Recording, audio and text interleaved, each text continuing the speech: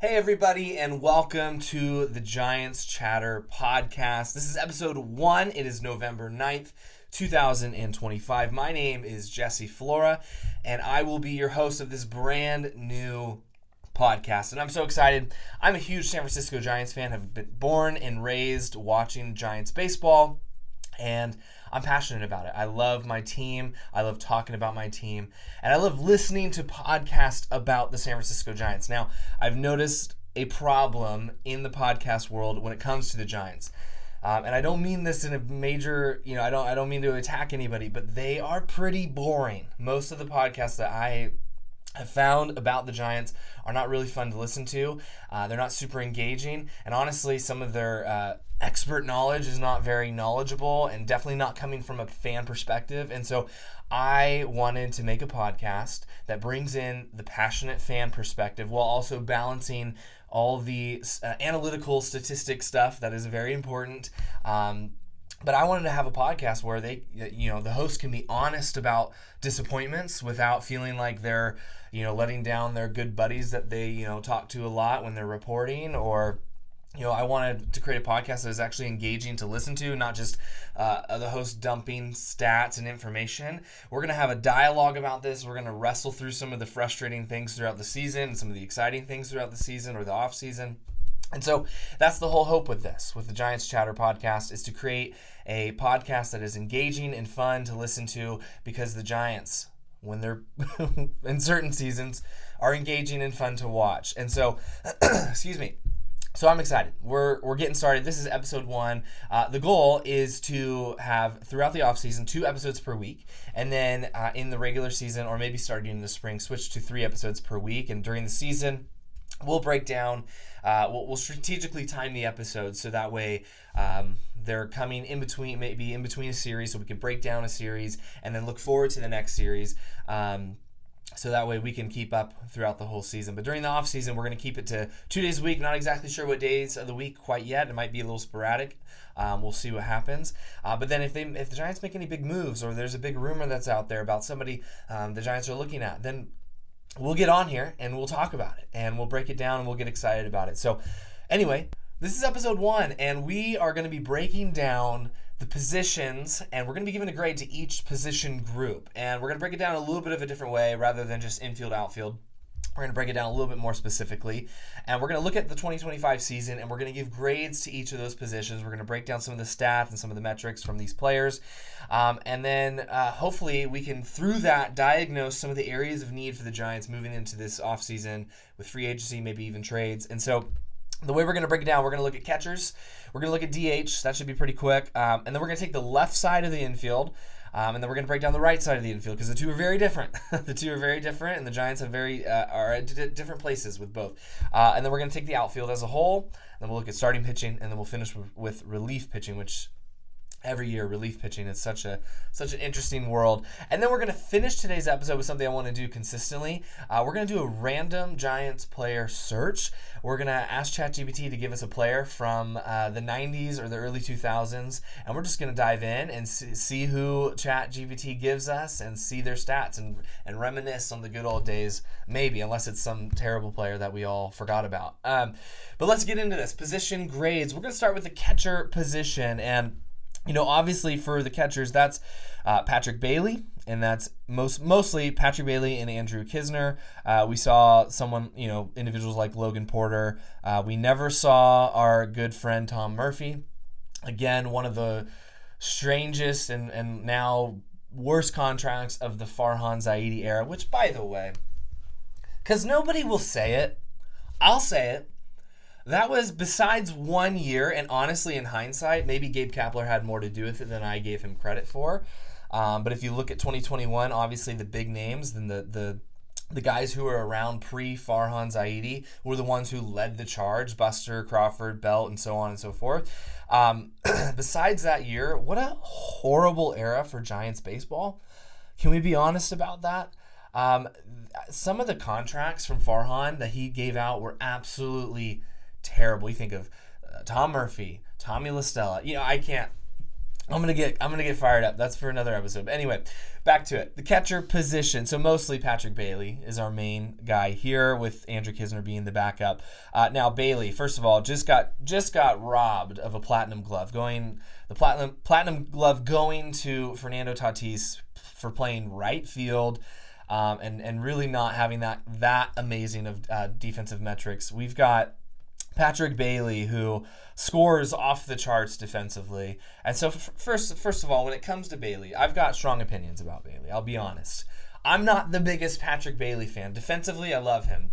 But there were long stretches this season where he was almost a guaranteed out or a guaranteed bad at bat every single time he stepped in the box. Now, there were some moments, and towards the end of the year, he actually picked it up quite a bit, but there were some big moments where, his inside the park walk-off home run or his walk-off home run against the Dodgers, where literally I'm watching and I turn to my wife and I say, he's not going to do anything. It's Patrick Bailey. And then boom, he hits the inside the park home run, or he hits the walk-off home run against the Dodgers. And maybe I should say that every single time he gets in the box. I don't know. But offensively, he is really hard to watch. If we're being honest, offensively, Patrick Bailey is a tough watch. Defensively, he's super talented and a great value to the team. I am a little concerned, though, moving now into 2026, where they're bringing in the new, I think it's the ABS system, where a batter can challenge by tapping the helmet. Does his framing matter as much now? I don't know. That's to be to be determined. Maybe he can frame in such a way where the batter even is not willing to challenge. So, but offensively, really bad numbers. I mean, he played in 135 games, 452 plate appearances.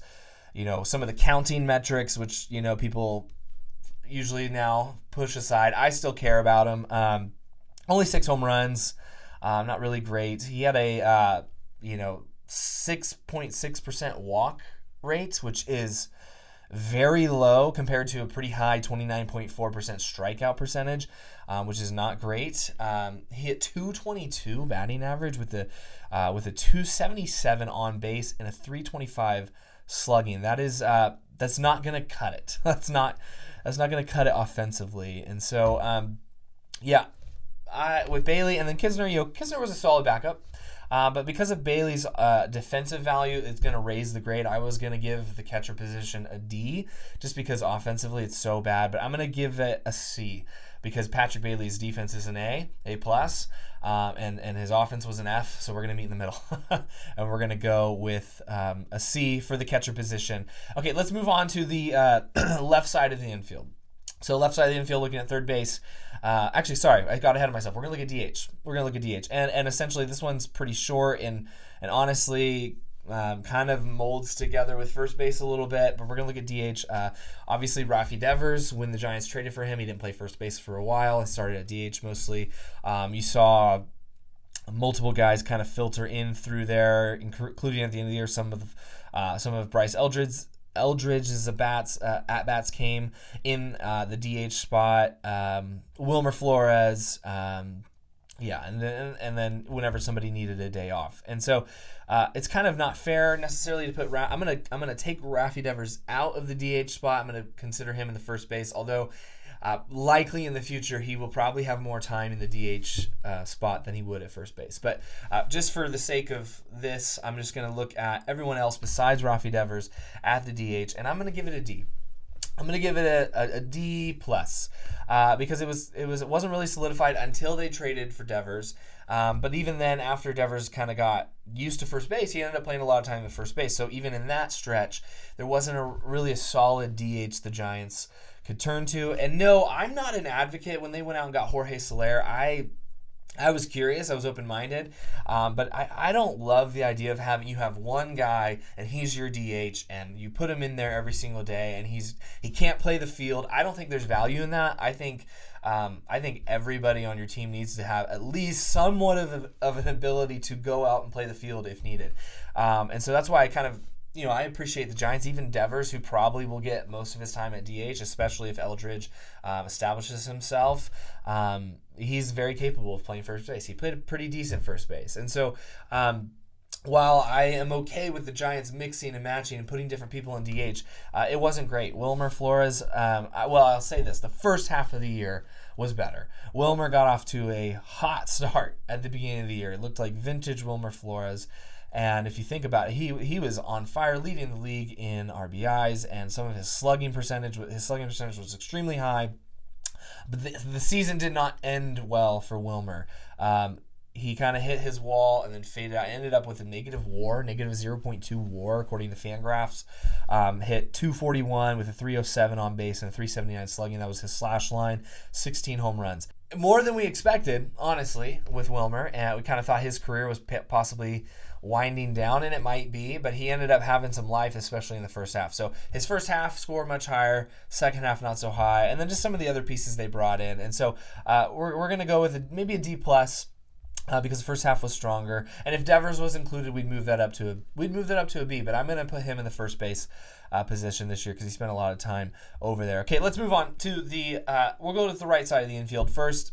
So that's first base and second base, and first base being mostly in the second half of the year after the trade, Rafi Devers, but we had a lot of time from Dominic Smith. We had 63 games from him, a tiny taste of Bryce Eldridge towards the end of the season, and even at the beginning of the year, I remember Casey Schmidt putting on the first baseman glove, trying to find some playing time. So first base is another one of those positions that the Giants have been trying to fill since Brandon Belt, and haven't really been able to do so. And now hopefully going into 2026, they've got it covered with Devers and with Eldridge, hopefully. And I'm curious to see what happens with Dom Smith. Does Dom Smith find his way back to the Giants this year?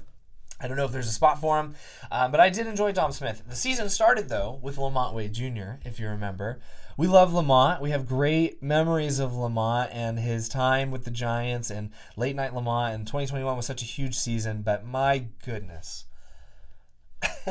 What a terrible year for LaMonte Wade Jr. And so I'm really happy that Buster pulled the trigger when he did and got rid of Lamont and moved him out because it just wasn't working. He was hitting 167 in 50 games with a 275 on base, a 271 slugging, and only one home run.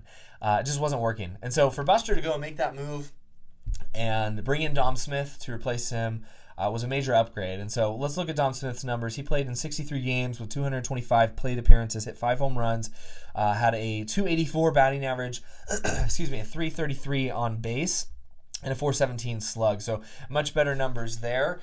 Finished with just a 0.4 WAR, so slightly an above average player. Yeah, honestly, played a solid first base defensively. His defensive metrics don't show it exactly, but I thought he did. I thought he held his own. I thought he played well. I thought he was a good piece for the team. I thought he provided created a little bit of a deeper lineup for the Giants, especially replacing LaMonte Wade Jr. And I like Dom Smith, so I'm curious to see if they bring him back. Obviously, when they traded for Devers and were able to move Devers into the first base position, there was a pretty big upgrade from Smith to Devers. And so now let's look at the second half of the year after the trade. It took a little while for Devers to move into that first base position, but he ended up playing a lot of time there, and I thought he handled it really well. I thought defensively he looked pretty good. His metrics wouldn't quite show that analysis from me, but honestly, for someone who had not played first base and was coming from a third base position and then thrown into the DH spot to come and learn first base and play first base, I thought he did a good job. Now, obviously, the first stretch of Rafi Devers on the Giants was not amazing. We traded for him, excuse me, and at that point, we were sitting there ready to be as Giants contenders. Their record is solid. They're making a push for the division, and we just traded for Rafi Devers. Are you kidding me? This is going to be great. We're going to make the playoffs. That didn't happen. In fact, that stretch immediately after trading for Rafi Devers, it was almost like we're looking around thinking, did this trade curse us in any way? What's going on here? That stretch was not good. He did not look good. It was actually the first game where he was there, and everybody was fired up and passionate and excited. But then, he hit a double, hit the ball hard, and you could see his bat speed and how hard he swings. It was exciting. But then that whole stretch for through the end of July into August was horrible. It's when I forget the numbers, but they lost like 80% of their games or more.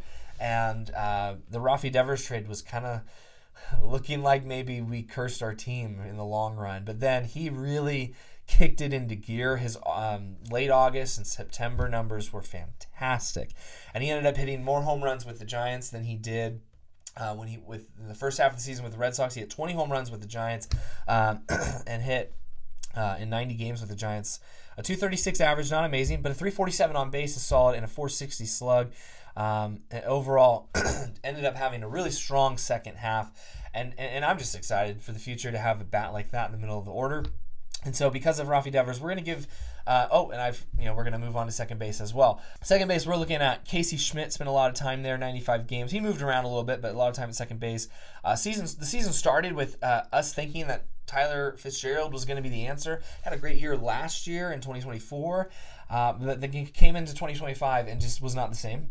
It was not able to put it together and ended up spending a lot of time in the minor leagues. But Tyler Fitzgerald hit 217 with a 278 on base and only a 327 slugging percentage. That's not going to cut it. And so the Giants had to make some adjustments. And unfortunately, the second base position is always going to provide some interesting guys coming up who are not ready for at least historically the last 5, 6, 7 years, and even beyond that. I think about like Eugenio, I think I pronounced it right, Suarez, or there's some second basemen that I'm blanking on all of a sudden that just from the Giants era the last 20 years who just that position is a hard position to fill with major league talents. A lot of guys who are 4A players, meaning they dominate in AAA and they look really well in AAA, but then they can't quite make it happen in the MLB. So there should be a league in between for them, and so guys like Brett Wisely getting time, but mainly, and I think moving forward too, we'll have our next episode will be about the free agent market. Second base might be a position the Giants want to look at and do something with, but honestly, Casey Schmidt looked pretty good. He obviously had some time filling in for Matt Chapman over at third, but then he had a lot of time, especially towards the end of the year, at second base.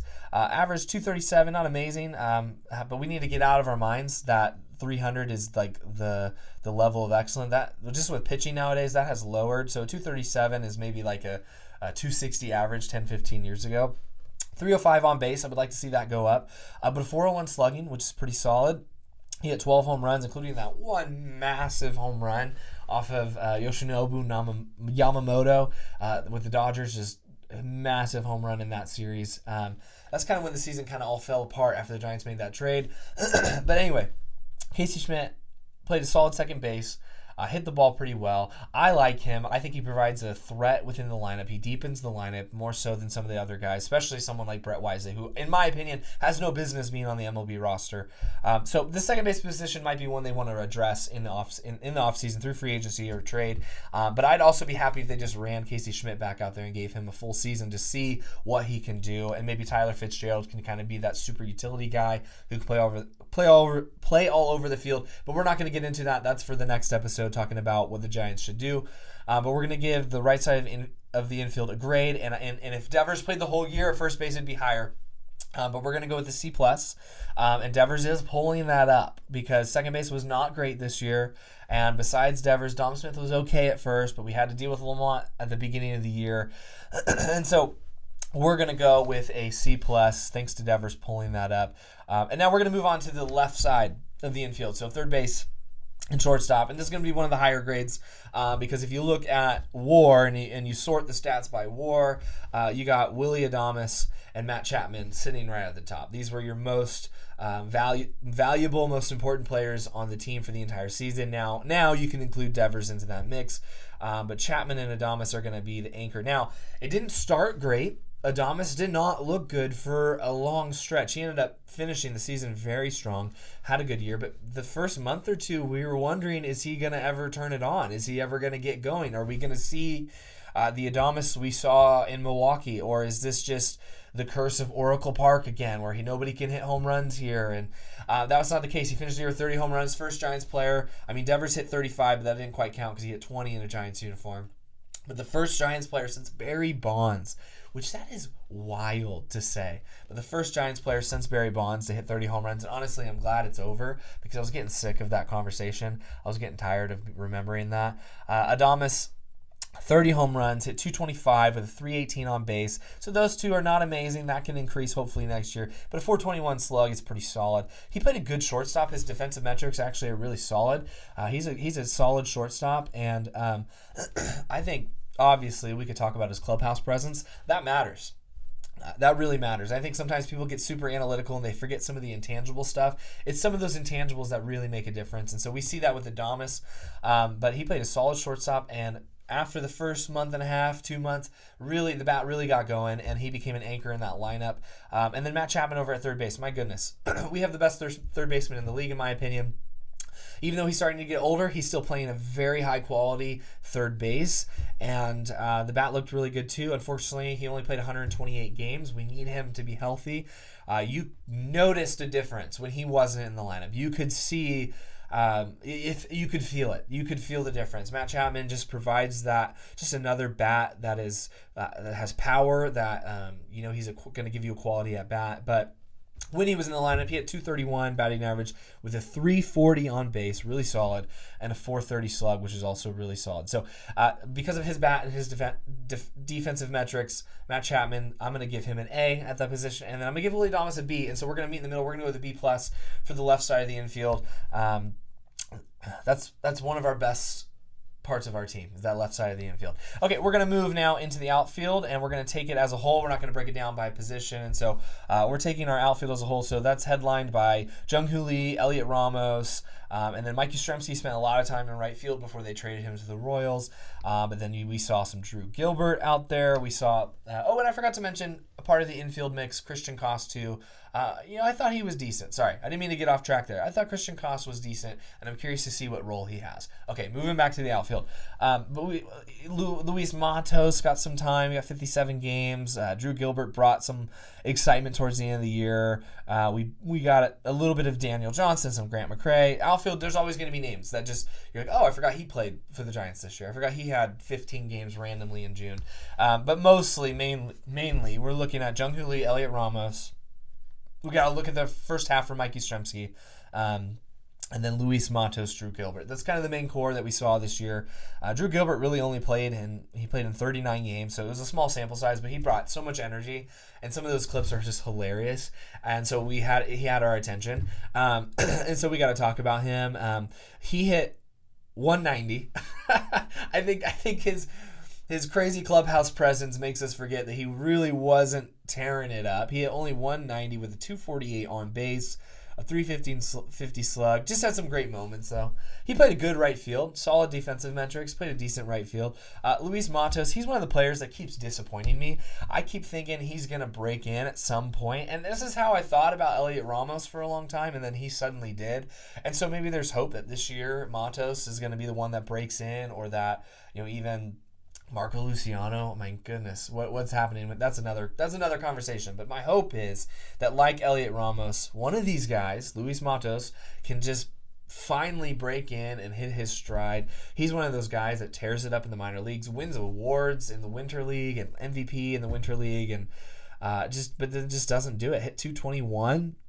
Batting average with a 266 on base. Had a high slugging. He's got the power, and there was stretches where this happens every year, the last few years with Matos, where you're like, whoa, this guy, he's the real deal. He's the real deal. He put him in every day, right field, left field. This is our guy. But then by the end of the year, it just doesn't work out, and defensively did not look good. And you know what? Defensively as a whole, the outfield really struggled. And so we're gonna have to lower the grade for that. But mainly, Mike Yastrzemski had a solid year when he was here. Sad to see him go. It was time. I think some of those trades that Buster made, we're going to look back and go, wow, that was impressive that Buster was able to get as much as he got back from some of these trades. So it was sad to see Mike Yastrzemski go, but it was time, in my opinion. But he played a solid right field for the Giants. We're not going to break him down too much. We're mainly going to look at Jung-Hoo Lee and Elliot Ramos. Both of these guys are important pieces of this team, and for next year, we need these two guys to be key role players on this team. We don't need them to be superstars. We've got Devers, we've got Chapman, we've got Adames. We need Lee and Ramos to be solid daily contributors to the lineup, but also defensively in the outfield. Both of them struggled defensively, especially Elliot Ramos. I mean, the viral clip of his throw from left field where he just throws it straight into the ground. Just not, his defensive metrics are not good. And even just ignoring defensive metrics, watching did not look good. And I'm confused because this is a guy who in the past has played a quality outfield. He has experience in center field. How come it's so bad? I don't know. That's something they're going to need to work on. Same with Jung Hoo Lee. I don't know. I'm worried. I don't know if Jung Hoo Lee is a major league center fielder. Maybe he belongs in a corner. I don't know. He's got the speed for it. He's got the range for it, but he just wasn't quite there this year. And then with the bat, Ramos obviously provides some power. He had a pretty streaky season. He had some great moments, and then he had some really low moments where his bat became quite the concern in the lineup. But overall, a pretty solid year offensively. He hit 256 with a 328 on base and a 400 slugging.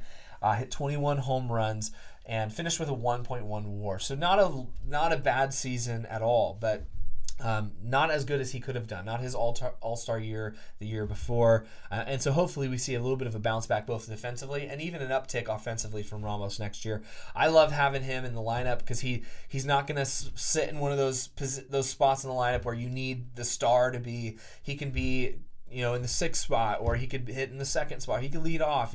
He can be a role player, but we need him to get going. And then Jung Hoo Lee finished with a 2.4 WAR, so he has some value, and his bat picked up towards the second half of the year. But I think we need to not expect his bat to be incredible. I think we need to view him as this important role player for the team and not view him as a star, which makes me glad that we got someone like Devers, another left-handed bat who can provide pop so that Jung Hoo Lee can prioritize on base, can prioritize good at bats and just getting the ball in play. He hit 266, not a terrible average, actually pretty good in today's game with a 327 on base. I'd like to see that grow a little bit. And a 407 slug.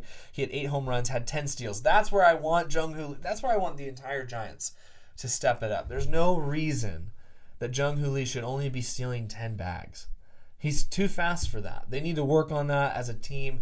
I want to see some more aggressive base running. But the outfield as a whole, we're going to go with the C+. Not terrible, not great, slightly above average, mainly anchored by Ramos and Jung Hoo Lee. Hopefully next year we can see the outfield become a real key part of this team. Okay, we're going to move into pitching now. We got to get going because I don't want to take too much of your time today. We're going to look at the starting pitching first and then the relief pitching. Starting pitching, anchored by Logan Webb, Robbie Ray, and Justin Verlander, who had a better year than I was expecting. But also we saw 22 starts from Landon Roop. We saw 9 starts from our friend Jordan Hicks, another Farhan contract, which I thought was a good contract at first, but in hindsight, not so. We saw 10 starts from Hayden Birdsong, Kai Wei Tang, 7 starts. Carson Wisenhunt got a little taste. We saw Trevor McDonald at the end of the year and so on and so forth. But mainly anchored by Logan Webb, Robbie Ray, and Justin Verlander, who all had. Webb had 34 starts, Ray had 32, and Verlander had 29. I'm going to start with Landon Roop. I want to talk about Landon Roop. I'm very excited about Landon Roop. I hope he comes back really healthy in the offseason and can have a full healthy spring training going into the year, because I think they've got a very solid major league starting pitcher in Landon Roop. He had a ERA of 3.80 in 22 starts. Strikeout percentage of 21.4% and compared to a walk percentage of 9.5. He was a solid pitcher this year. Solid. There were some starts that he had where he just looked fantastic. Some starts against some really quality teams. I think back that he had a start against the Dodgers, which was a major bounce back start for him because he had a bad start against the Dodgers earlier in the year, and he just looked fantastic. And so I'm really excited about Landon Roop. Excited what he's going to provide for the team going forward as a young pitcher.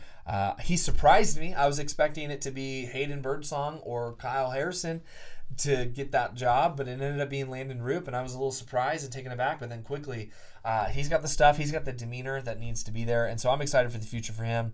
Verlander really surprised me this year too, and Verlander is an interesting story because he was probably the most unlucky starting pitcher in all of MLB this year.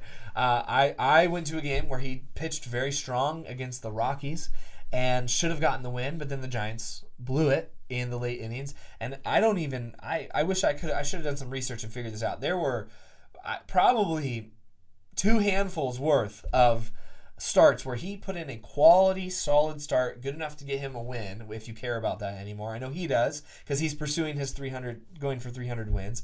And then the bullpen, choked at the end of the game, or the lineup just couldn't put together anything and couldn't score for him. And so his win-loss record honestly should have been flipped.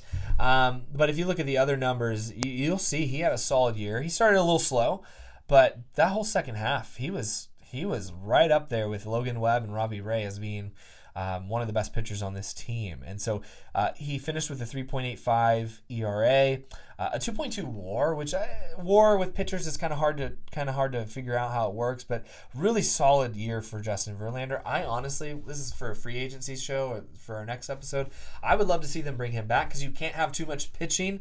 We know this. And especially since the young guys have not, besides Landon Root, have not proven to be trustworthy, well, might as well bring him back. We'll talk about that next time. Robbie Ray had a much better year than I was expecting, especially coming back, just not too far removed from his Tommy John surgery. He looked fantastic. He was like a second ace for most of the year. Had dipped down a little bit towards the end of the year, but finished with 3.65 ERA and 32 starts, 182 innings pitched for someone in his first full season back from Tommy John. That's impressive. A 24% strikeout rate. That's fantastic.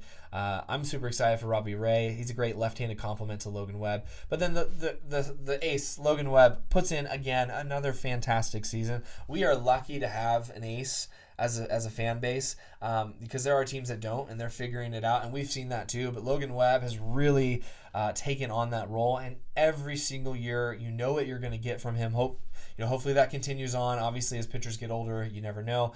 But in 34 starts, he threw 207 innings. Again, one of the only pitchers in the league who can consistently throw over 200 innings pitched. That's a bigger deal than you might think. That just provides more length for the team. That provides more rest for the bullpen. And especially when your second half of, especially after someone like Landon Root gets hurt and you're throwing out these young guys to start and they're maybe only giving you 4 innings or 5 innings, to have then when you turn the rotation around someone who's going to give you 7 or 8 or even a complete game, but at bare minimum that you're going to get 6 quality innings from, that is a huge deal. And so he, in 34 starts, he had 207 innings pitched, only a 5.4% walk rate. That is fantastic, with 3.22 ERA. Logan Webb, I'm going to give him an A. He's going to pull the grade up. So starting pitching, if I was just looking at those 4 guys, Webb, Ray, Verlander, and Roop, I'm giving that a B+ or an A-. That's fantastic, but we have to take into consideration those other guys. Some disappointment from Hayden Birdsong, but some of the young guys that came out were solid. So we're going to go with an A-. I'm going to go with an A-. The more I think about it, the starting pitching was pretty solid this year. I'm hopeful they need to go out and get somebody, maybe a Michael King or a Zach Gallen. We'll talk about that down the road, but they need depth, because you're going to need it. Every year you need it. So let's look at the bullpen as we wrap this up. The bullpen, not as exciting. And in the second half of the year, they traded a lot of their pieces. They traded Tyler Rogers. They traded Camilo Doval. They traded Eric Miller got hurt for a lot of the year. Randy Rodriguez was out for the rest. So during the second half, it was almost an entirely different bullpen. Innings pitched wise, when you sort it by innings pitched, Spencer Bivens threw 81 innings. My goodness, to a decent 4 ERA. He's not my favorite reliever out there. When he comes out, I'm not thinking, oh, Spencer Bivens, he's going to shut it down. But he's an important guy to have. Someone who could go long, someone who can extend a little bit, be that bridge between maybe a shorter start to the deeper end of the bullpen. But and then we had a healthy year from Ryan Walker. We saw Randy Rodriguez. First of all, I want to talk about Randy Rodriguez. I am so bummed that Rodriguez is out next year. I am so bummed, because he looked fantastic. Randy Rodriguez, we need to remember how amazing his season was this year. In 50 appearances, he threw 50.2 innings, a 33.8% strikeout percentage. That's fantastic. He finished with a 1.78 ERA. Was an all-star this year. The future is bright for him as long as he can bounce back from his injury with some health. I'm very bummed that he's not in the team next year. That is a major hole. And we're going to talk about that a lot in our next episode. That back end of the bullpen is a major hole. Ryan Walker cannot be our closer next year. I'm sorry. There was high hopes going into the year for Walker. He had some moments this year, but he cannot be the closer next year. With that, I'm getting ahead of myself. But anyway, Ryan Walker was a big part of the bullpen this year. Had some good moments. Didn't finish with 4.11 ERA. Not terrible, but not what you want to see from someone who's pitching in the 7th, 8th, or 9th. Tyler Rogers, I mean, he spent most of the year with the Giants, ended up getting traded to the Mets. Can we bring him back, please? I know a lot of people don't like him for some reason. That doesn't make any sense to me. He's going to be a quality reliever for you every year. You can hand him the 7th or hand him the 8th, and you know more times than not he's going to put in a good performance and get your lineup back out there with no runs scored. Honestly, farewell. This is mean. Kind of a good riddance to Camilo Doval, although next year, now that Rodriguez is hurt, maybe it would be nice to have someone like Doval who has experience closing. He had some good moments this year, but trade him to the Yankees and then hearing Yankees fans get all upset when he would blow some saves. That's just kind of his style. And he had a decent year, though, for the Giants, but I wasn't too surprised that they traded him. Someone who surprised me this year was a solid lefty out of the pen was Joey Lucchesi, in 38 games was really solid. But there's a lot of names here. Some guys like Joel Peguero really shown was a bright spot at the end of the year. Not expected. He's a guy who got time because they traded a lot of their pieces away, and he ended up finding himself in 17 games pitching a lot in high leverage situations and was fantastic. He's got lively stuff. The fastball and some of his breaking pitches. And then Jose Butto, who was in the part of that trade, was really solid this year for the Giants when he came. Well, I say that. His numbers don't land. There was some moments where I thought he looked really solid. So there's some guys. It's a mixed bag. This one's hard, so we're going to go in the middle. We're going to go with the C for the bullpen. This is an area for 2026 where they need they need to grow. They need to bring in some pieces. They need to bring back Tyler Rogers, in my opinion, but they need some people to anchor that 7th, 8th, and 9th, especially, and then they can fill in the gap with some of their other guys. So I'm curious to see how the offseason goes with that. So anyway, those are our grades. Overall, as a team, I'm going to give them a C. You want to know why? Because once again, they were a 500 team. Average, C. And I'm sick of the 500 baseball. Can we be honest? I'm sick of it. I think Buster's bringing in a new culture, and I think things are going to change, hopefully. And can we get some not 500 baseball going here? But because the team finished 500, we're going with a C. This was a 500 team. Honestly though, I think they underperformed to an extent. But we'll see what happens next year. So we're going with the C overall. Let me know what you think. Comment. Let me know if you agree at all or disagree. That's fine too. But hey, we're going to close the episode with a random player search. I asked ChatGPT to give me a player from the 90s or the early 2000s, and ChatGPT gave us one of my favorite players of all time, and I'm so excited. It's JT Snow. He was my hero. I'm left-handed, so I grew up left-handed. I grew up playing first base. When you're left-handed, you can only play first base or outfield or pitcher, and so I grew up playing first base, and so JT Snow was my guy. And so what we're going to do, we're going to look at JT Snow. We're going to go on Baseball Reference. We're going to look at some of his numbers and see if there's anything that's surprising. So he played how many years? 16 years in the MLB. He started his career with the Yankees in 1992, played 1 year there, ended up with the California Angels. If you remember, one of their multiple name changes have come since. They used to be the California Angels. Wasn't incredible for the Angels, but then spent from age 29 in 1997 all the way to age 37 in 2005 with the Giants. And then he spent 1 year in 2006 with the Red Sox. Didn't play in 2007 for some reason. I don't know what happened there. And then came back and played one game for the Giants in 2008. Maybe that was he didn't get an at-bat or anything. So I can't remember. That must have been a one-day contract, come retire as a Giant thing. And so, okay, let's look at some of these numbers. Let's see. What was his best year? I'm going to look at WAR first. Okay, 2000.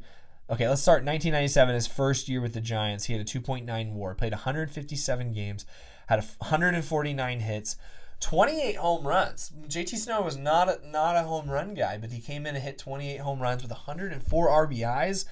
Wow, that's impressive. Only 6 steals, nothing crazy there. 281 average, 387 on base, a 510 slug. That comes out to an 898 OPS.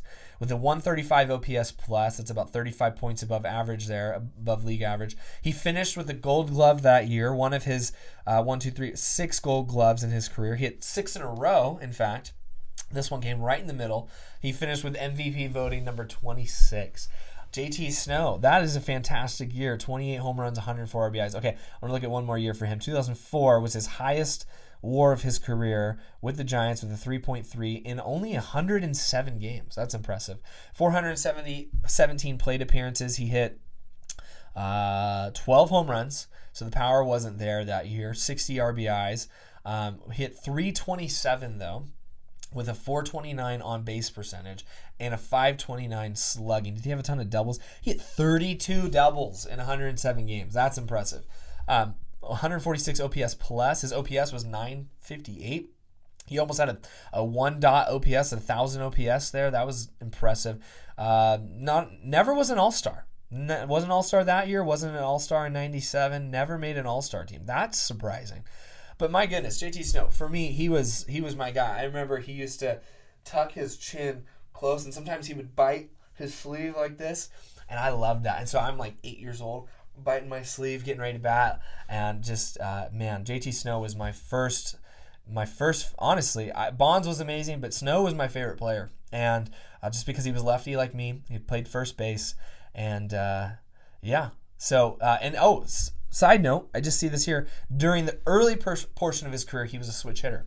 But that's surprising. I don't think he ever switch hit. I don't know how you say that for the Giants. But anyway, JT Snow, that's a fun one to reminisce. We're going to close a lot of episodes that way, just reminiscing on some of the great Giants players. But anyway, this was a ton of fun doing our first episode of the Giants Chatter podcast. Again, my name is Jesse. I'm going to be coming out with another episode later this week. I should encourage you to like and subscribe, and hopefully we can create a great community of Giants fans as we go forward through this 2026 season. It's going to be amazing. Until next time, we'll see you then.